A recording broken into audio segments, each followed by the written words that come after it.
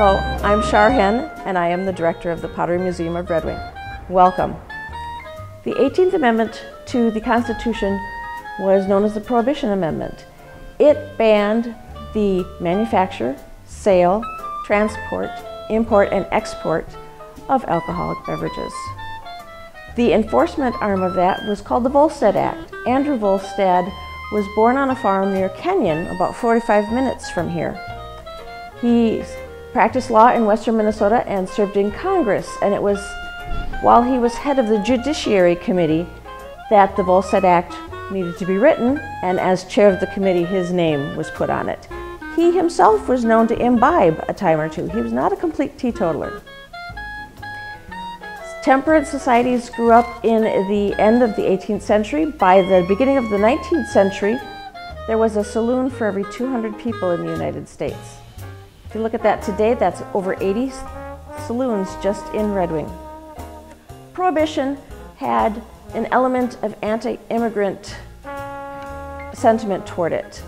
The established families tended to be Yankees from the East and Scandinavian settlers.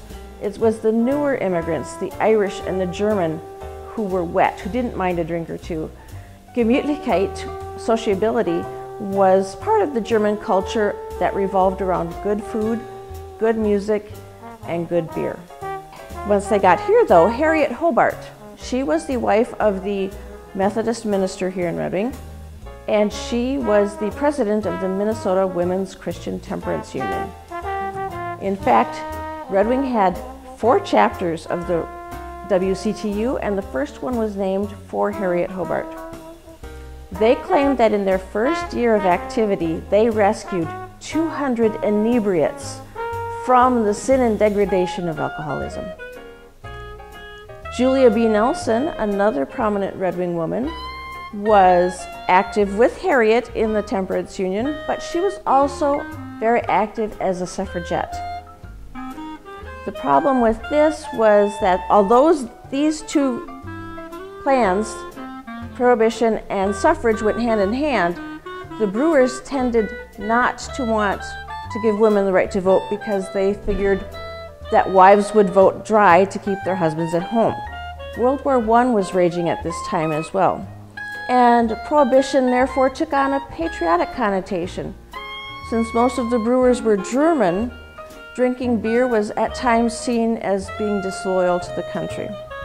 The American Medical Association was behind the Prohibition Amendment because they realized that alcohol had no medicinal value.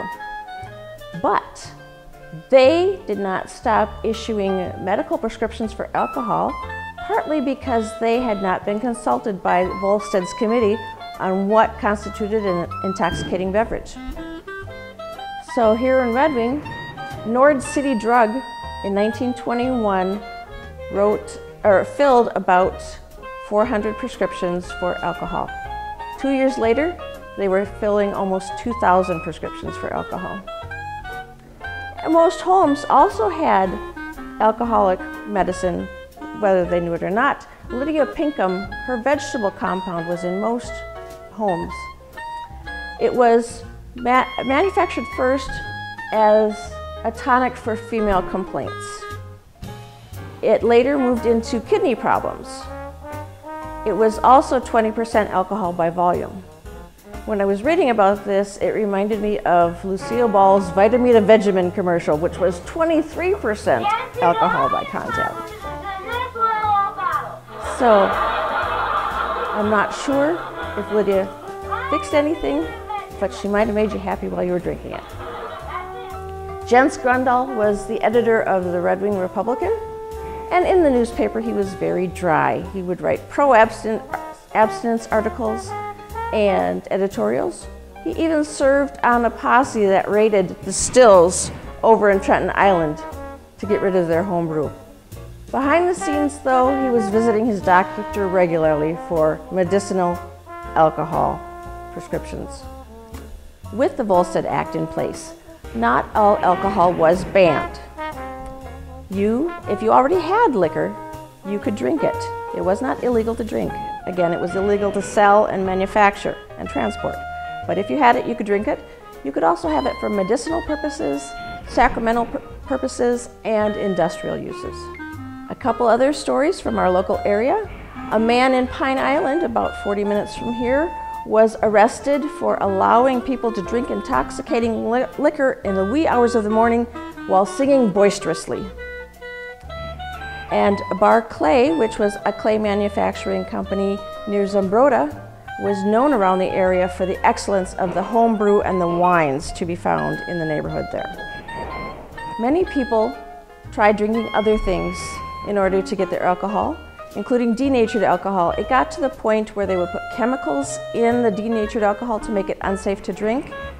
And in 1926, they estimate that 100 Americans died each week from drinking toxic alcohol. In 1924, Hennepin County prosecuted 41 bootlegger vehicles because they couldn't find the bootleggers themselves to prosecute. People, however, made a distinction between what was illegal and what was immoral, and they did not see a reason to be sober all of the time.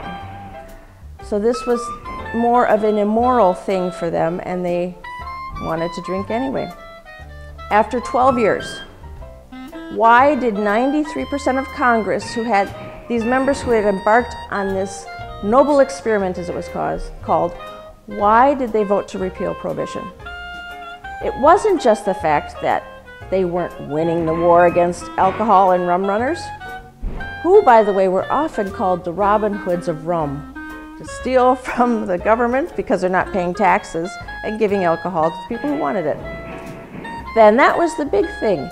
They realized that they were not getting all of the revenue they could be getting because they were not regulating and taxing the liquor industry.